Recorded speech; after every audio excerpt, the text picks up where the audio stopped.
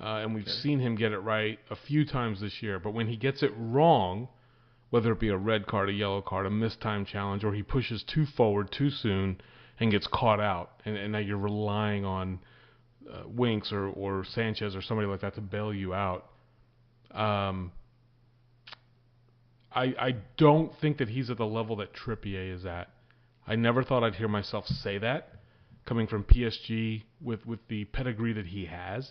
I really thought that he would be a lot better than what he currently is. Now, I say that with a lot of trepidation because I fully expect him to be world class at that position. When he came in, a lot of people were saying, he's better than Walker. Well, he's not, unless you maybe say Trippier was better than Walker at the end of the season. I don't know if that's 100% completely accurate.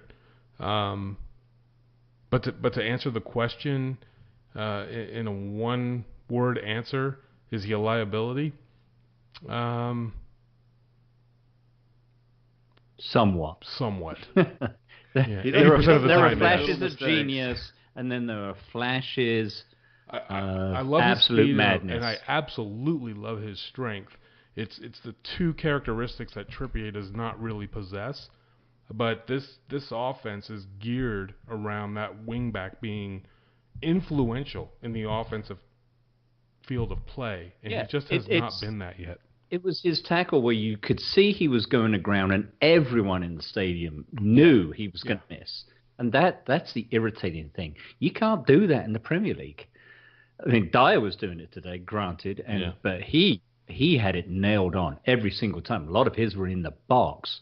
Ori is out on the wing doing it, and he's just giving away free kicks. And I'm like, come on, son, you can't be doing that. Yeah, Dier had the one tackle today that was almost Ledley King. I think it was on Zaha, right? Yes. Yeah. Lads, Tim, Sam, what do you think of Aurier? I mean, is he? I'm just hopeful he's growing into the league and that he's going to have to become more disciplined. The mistakes that he's making, he doesn't seem to like to make little mistakes. I mean, tepid passes that really lead to us being in disadvantaged situations. Thankfully, it hasn't been against great clubs. Yeah. I mean, but it could be a real liability. He's creating the turnovers, and again, I'm not picking on him. I mean, Sanchez has made mistakes. Every player is going to make a mistake. You can't be flawless for the full 90 minutes. But I just don't see him right now being the finished article, and hopefully we can get to that point, and he will be what we expected when he was touted to come to Spurs. And our system. Go ahead. I was just going to say our system really creates a very, very good environment in that there's just simply not a lot of room for errors, and there's no favorites being played, and whoever is training the best and playing the best is going to play. So I think that these things kind of sort themselves out, and I love the fact that we don't really know who's going to play right back on any given day. Yeah, I think a lot of it too has to do with what we've talked about here in the first month and a half of watching him integrated to the squad, is that the main takeaway that we had all opinions on was that he was making Sissoko better. Today we didn't see that. And we saw nothing else in terms of that progression. So, Tim, if he's not making Sissoko better, and he's not doing anything offensively or anything spectacular defensively other than possibly picking up a yellow card, what is it about this guy that, again, I see a lot of potential, but what is it about this guy that says I'm going to play him in the Premier League or in the Champions League for you? I go back to what Sammy said, is just give him some time to bed into the system. I mean, you're looking at this one match and trying to act like that's the entirety of work he's put in, but you look back towards just only 2 weeks ago against Real Madrid, and he completely took it towards Marcelo. He's the one who created that own goal. So I think if you look at it solely as this match in a vacuum, I don't think that really gives you an idea of what his potential can be once he beds in. I'm not. I mean, I was very critical of him at the away game at Apoel when he got subbed in the second half. That was a poor game for him. And I've seen flashes where he just seems a little rash in his thinking and his technical thought process in playing the ball. And I saw it again today, and that's the only reason I'm bringing it up. I was picking on that performance today. I'm just looking at him on a whole so far in his Spurs tenure. There have been games where he has been good, but there have been games where he's not been so good, and it's cost us. Well, it hasn't cost us in results, but sounds like we all agree that he's going to need to get better, and we believe that he can get better, and we think he's a better player than what he's showing. He's going to need to become more consistent. I think that's the big thing. You've got to be a very consistent player in this league, particularly in that position for this club. I agree with that. All right, so throughout the season, as we move on a little bit, Chairs has been doing kind of fixture comparison between 2016 and 2017. Wait. I got our man of the match today. Oh, yeah. Can I go back to Gazzaniga? He had hair of the match, too, by the way. So, and I'm really appreciative of the contribution that he made today, and he was deserving of man of the match. And I say this respectfully, but I hope he never has to play for Spurs again, because he's not a good goalkeeper. He's a good shot stopper, and he was they had 4 reactive displays. I'm grateful for them, but he's a horrible goalkeeper. Hey, and he's got a really good right hook. Oh, yeah, who'd he slap? Sacco. yeah. Third minute in the match. Rib breaker. He's a bit harsh, dude. Tap the fucking brakes, Sunshine. It's his first game for Spurs in the Premier League. He didn't know about it till today. I agree. And so, it's like what Tim said, judging Aurier in one performance, if that's what we were doing, you're judging him on one performance. He was never signed to ever play for Spurs. Never. Hey, I think I'm judging him on this one performance. Have you seen I think he did really good. I think he did really good today.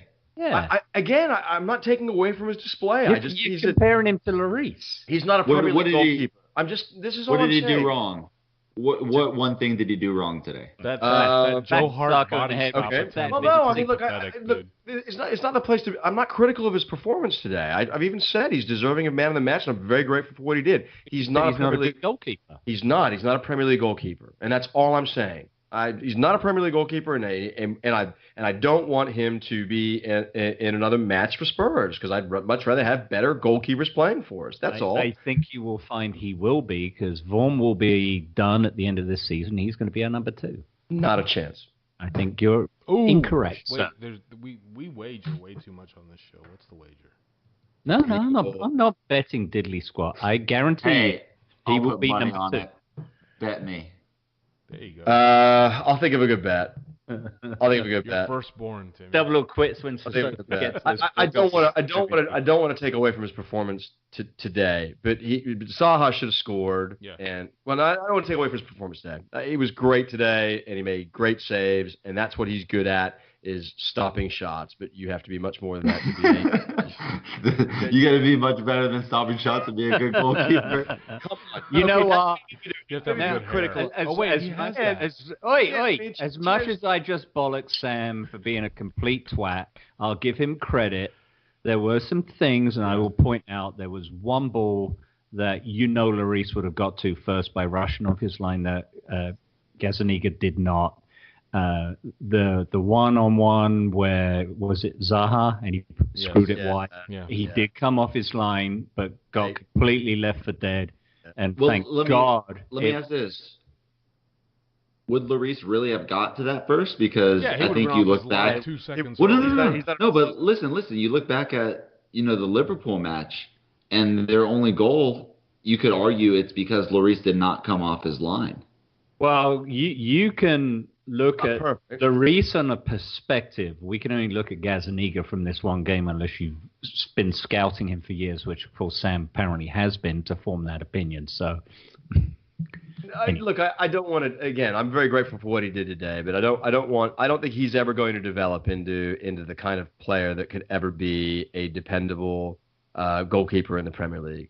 I mean, he was far surplus to requirements at Southampton, for God's sake. He's young, I get it. He's big. He's a big presence. Poch doesn't buy duffers. No, he's got to see something in this kid that's obviously got to be. He's a training mate, and he was cheap, and we needed somebody quickly to fill in for Pau Lopez, because we screwed that deal up, and we let him. The academy has plenty of training mates. Sorry, I disagree. Okay. All he does is stop shots. All he does is stop shots, and people once said all Harry Kane did was tap in goals. I thought he came off his line well. There were a couple of things for crosses. There were a couple of times he could have judged the ball better and got off his line for breakaways, one-on-ones, clearing. But other than that, I thought he made some world-class saves that kept us in the game. Well, and your point is very fair, Chairs, in that, look, he didn't know he was going to start. It was a huge ask, and I'm grateful for what he did, and I don't want to criticize his performance. I watched the interview afterwards, Spurs TV did, and he seemed very confident in his ability, and he has fantastic hair. If you're that good looking, ladies love him. Right. He probably had sex with 30 women this evening. He probably did. That's pretty impressive. Hey, Ken, isn't there a question on... It's all fun and games. Well, I don't think we bring that question up. I want him out. I want him out of the club. Anyway, it could have been worse, Sam. We could have dropped points to Palace without Gazzaniga. We could have, and we probably should have. We've had a rash of injuries since this Real Madrid match, and including in the Real Madrid match. All we needed was Gazzaniga to get injured, and Alfie Whiteman would have been our fucking goalkeeper. Who? Yeah, exactly. Exactly. Anywho, let's move on. Have you scouted him, Sam? Is he the shittiest keeper ever?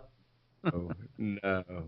All he does is stop goals. He's got all sorts of... Moving on, Gaffer, come on. Yeah. So, Chairs, fixture comparison, 2016 to 17, 23 points we sit on after 11 matches. This is our highest ever point total in Premier League history for the club. So I'm rather interested to see what's been going on here lately with the fixture comparison between the years.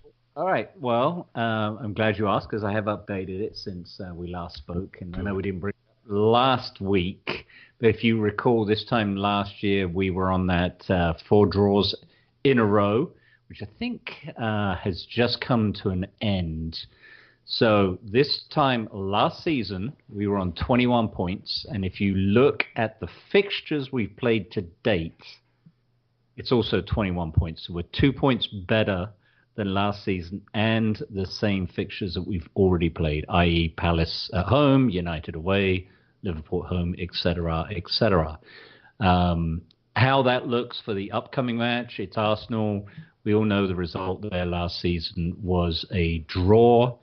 So that would put us on 22, but the corresponding date or match week put us on 24. So if we go and draw at the Emirates, which we seem to have a habit of doing in recent years, we would still be on par for last season.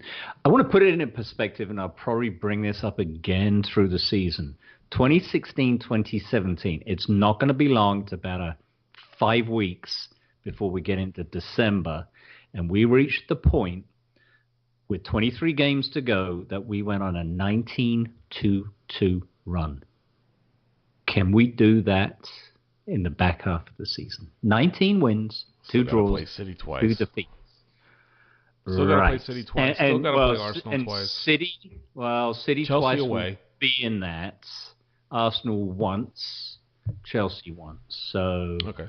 Then it's possible. Well, yeah. I mean, Liverpool away. So the 2 losses were Liverpool and West Ham away. Well, obviously West Ham's taken care of. So that could be Liverpool and City. Chelsea away. It's not our happiest hunting ground. So definitely a tall ask for the second half of the season. You know, let's talk about City a little bit. We saw them against Arsenal today. Arsenal, not so good. And City kind of had that lapse at the back that let Arsenal in. And I think, Sam, you tweeted out that Wenger should have had Lacazette start. And I have to probably agree with you. If he's got Lacazette not starting, and Giroud started, right, and came off? I think Giroud was subbed on late. Oh, no, that's right. He had Ozil and Sanchez up front. It was crazy. They played with an extra defender or something. Right. So I don't know whether he just thought he was going to get battered, so let's mitigate that as much as possible by packing the midfield. But City still have those lapses where they can't keep the clean sheet. But their firepower, there's no denying. And, a couple of dodgy decisions, and the professor was moaning about that today a little bit, and granted there was an offside and the penalty, could have been Could have been weak. It was glorious. I loved it. It could have been 1-1, So but at the great. end of the day, tough luck Gooners. And, but now they're going to be up for us on their next fixture. Yeah, the thing